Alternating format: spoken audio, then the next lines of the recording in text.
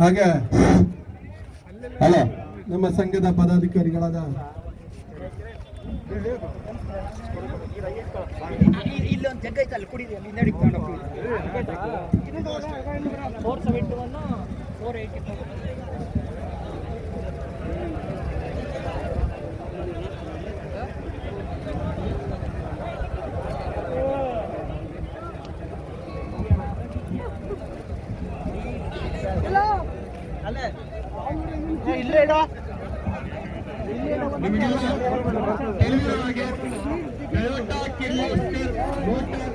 ಕಾರ್ಮಿಕ ಸಂಘದಿಂದ ನಮ್ಮ ಹೋರಾಟ ಈ ದಿನಕ್ಕೆ 40ನೇ ದಿನ ಮುಟ್ಟಿದೆ.